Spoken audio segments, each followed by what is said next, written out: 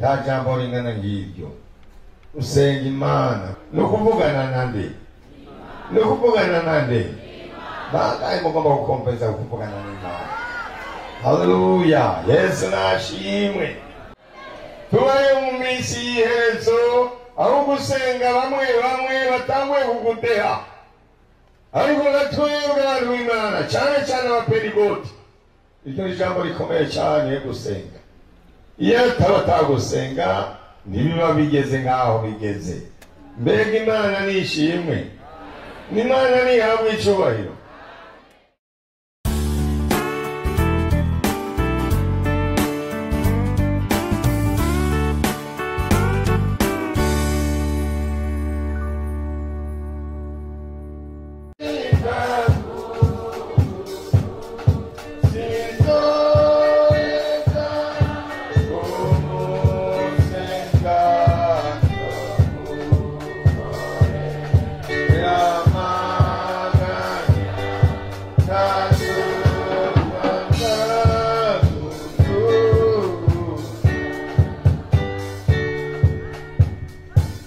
Turashimira Imana kuri iri jambo ryo gusenga.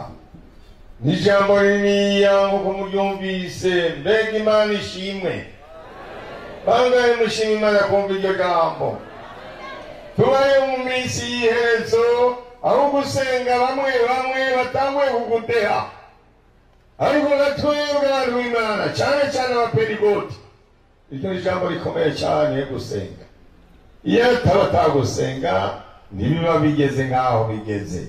Mbega Imana nishimwe, n'Imana nihabwe icyubahiro. Mu majambo yose twumvise ngaha nta jambo ringana ng'iryo. Usenga Imana kuko no kuvugana nande, no kuvugana nande. Bangahe mugomba gukompenza kuvugana n'Imana.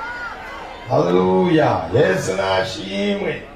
Nuko rero nta majambo menshi ngomba gusoma, ariko ngomba gusoma ijambo rimwe mu Banyefeso. Nje mpamagara baza kwa Yesu. Abanyefeso igice cya mbere dusomewe ku murongo wa 13. Dusome hanyuma nje mpamagara abaza kwa Yesu. Iri jambo riramaze riratosheje kubarishira mu mitima yabo. Abanyefeso igice cya mbere duhere ku murongo wa 13, mirongo ibiri gusa, 13 na 14.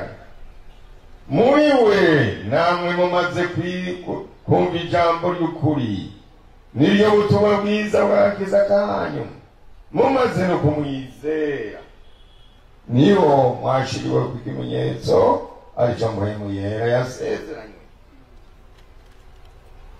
Umuyaga niwe ngwati umwana tuzohabwa, kugira ngo Imana yaronse ibacungure mu bwiza bwayo bushimwe.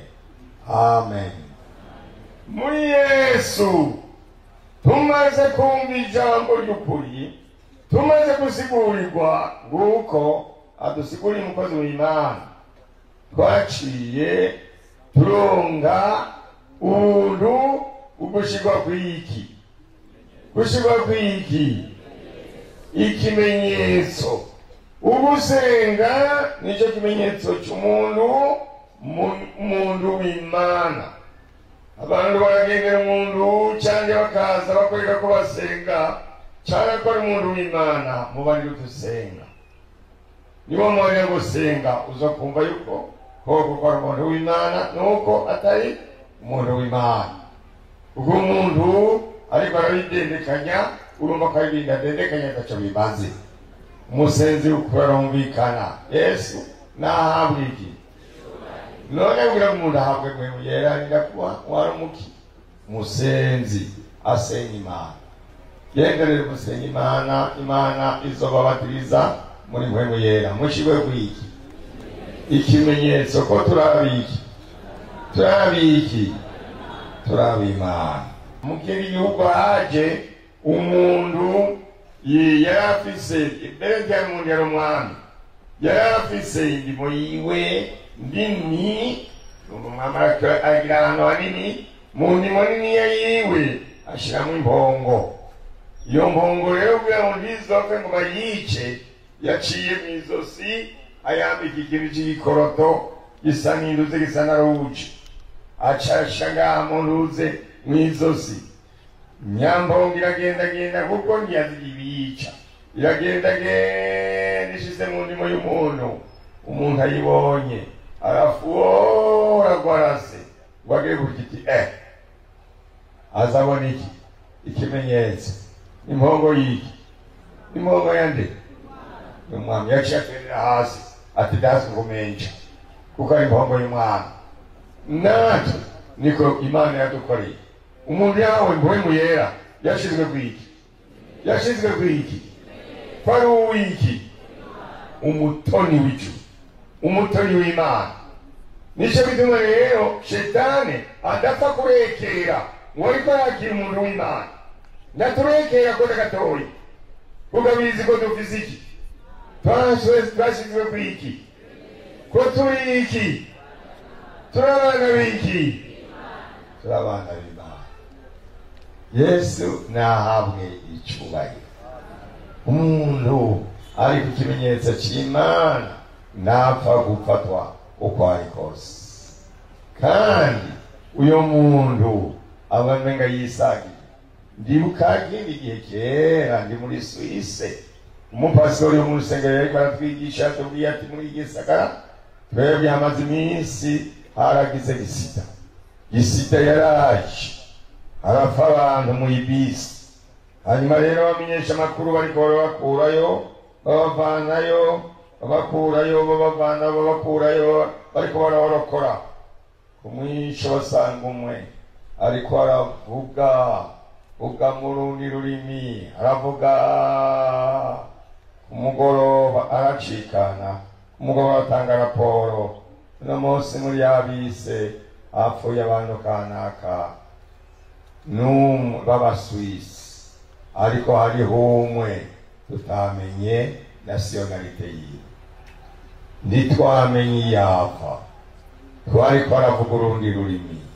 Abagiye kumumenya babona ko yari umuntu w'Imana yezembuwe mu yera, yariko aravugana n'ijuru arangije. Haleluya! Yesu nahabwe iki. Singomba kuteba rero, asani menshi bambise ibintu byinshi, ariko Imana yo mu ijuru mwese nk'abapentekote ibashire kwiki arishonde mu yera. Nuko Imana ibahezagira. Ndarangije, ariko ngomba guhamagara abaza kwa Yesu, abaza kwa Yesu, abumva ko bakwiye gusengerwa nabo ngo iyo ngabire babeko, iyo ngabire gusenga ibabeko. Twuname imbere y'amaso y'Imana, twuname imbere y'amaso y'Imana, twuname umuntu wese yuname. Akaba hari umuntu agira ati jewe ndagomba yuko monsengera, muce muza mubanguke, izuba ni byinshi mubanguke tubafashe. Mwemera kumwe ntacyo mwambwira, wari wacumuye wino kwa Yesu.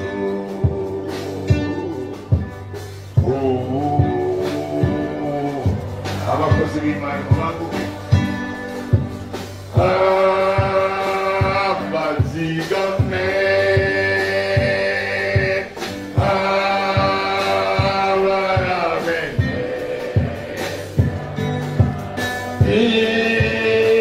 imise yose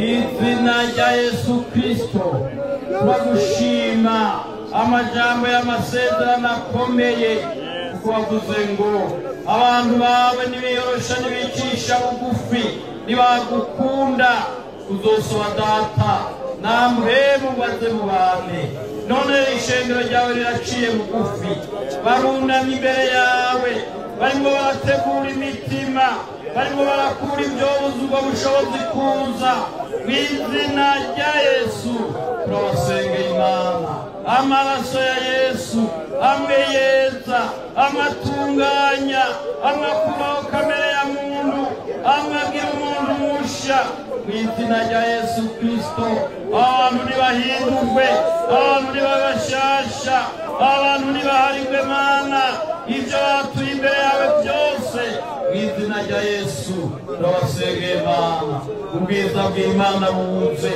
ibitangaza bikoreke bumva amahoro bumve guharirwa bumve kubohorwa batandukanywe n'isi batandukanywe n'ibikorwa by'umwijima turagushima haleluya amen duta nubagirira imbabazi nubeze mu maraso yawe urakoze Yesu ubaharire ubazitire ubahe guhagarara ubahe kukurindira bakurorere kugira ngo ugaruke utarukana ishengero urakoze Yesu kubazitira urakoze kubejeje urakoze Mana kubw'amaraso yawe Yesu waguye Igogota turabasengeye bone ikiganza cyawe cyiza basubirana amahoro bagende banezerewe bagende bumva ko ari kumwe nawe urakoze kubagirira imbabazi mu izina rya Yesu Kristo amen.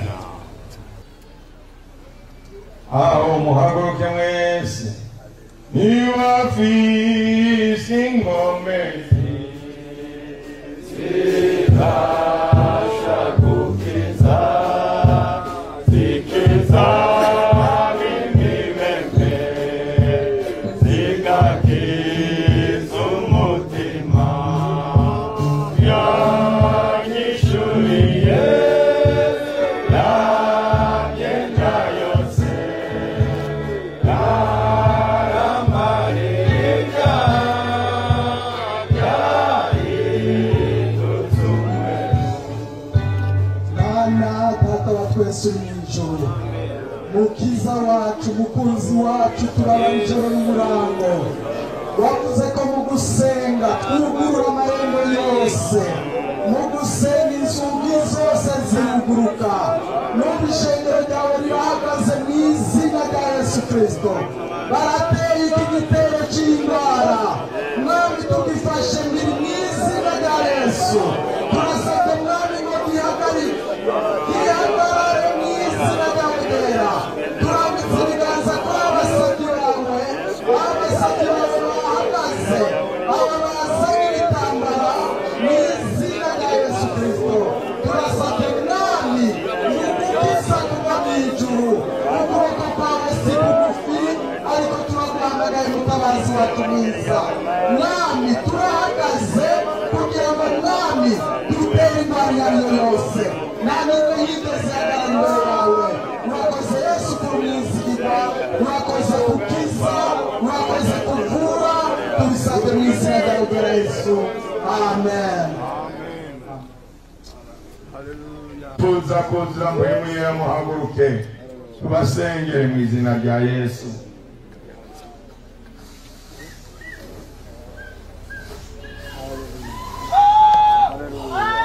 Sengimana mu izina rya Yesu Kristo mwami wacu kandi mucunguzi wacu turagushimiye turagukengurukiye agakiza twaronse kaciye muri wowe mwami kaciye mu rubavu rwawe kaciye mu maraso yawe turashimye ubuntu bw'Imana butangaje twagiriwe haleluya ubuntu mwami bwaduhaye kunywana n'Imana ubuntu bwaduhaye imigenderanire myiza n'ijuru ubuntu mwami bwaduhaye ingabire y'Imana ariyo mpemu w'Imana ubuntu bwaduhaye gusa n'Imana haleluya.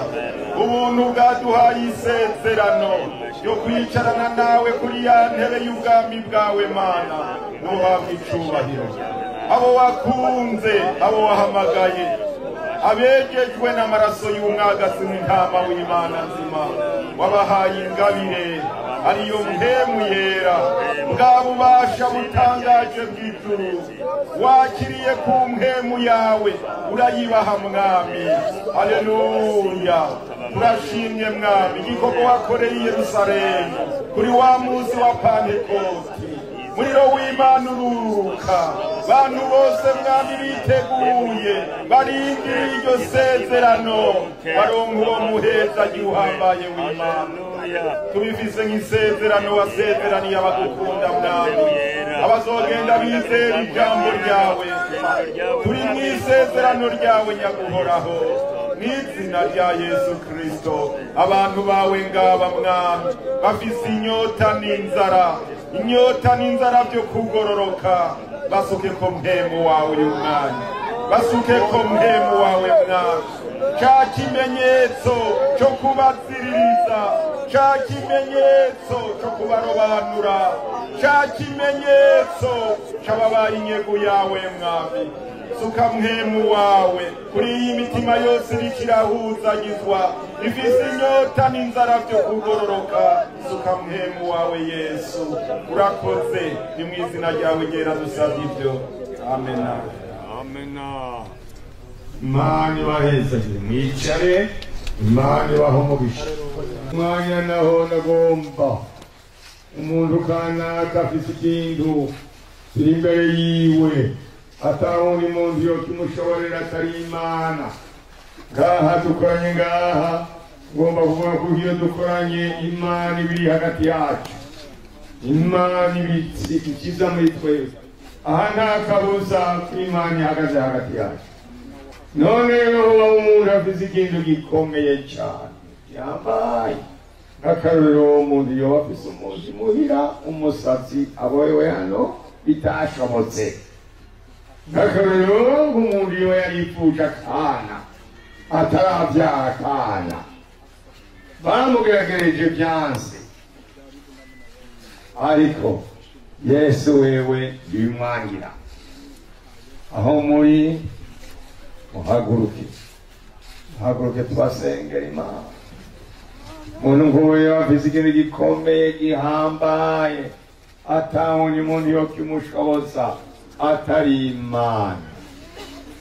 Tugomba tubasengere. Niba afise inkomezi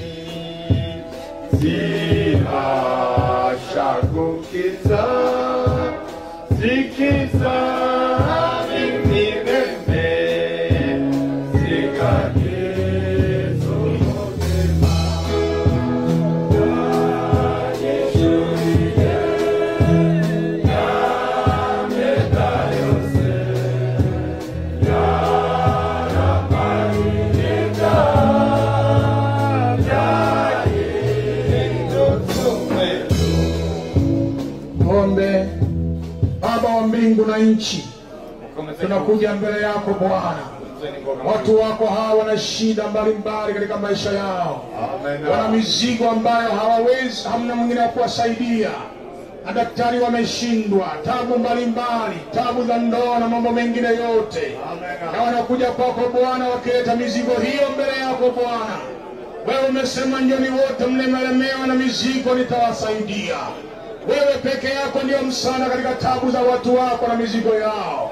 Kwa jina la Yesu Kristo tunawainua mama, wa baba, vijana mbele za macho yako Bwana, ya kwamba Bwana uwasaidie, utokee kama Mungu katika maisha yao, uwatetee katika tabu na mizigo yao. Mkono wako Bwana ukaonekana ukiwasaidia, matumbo yasiyozaa yakifunguliwa,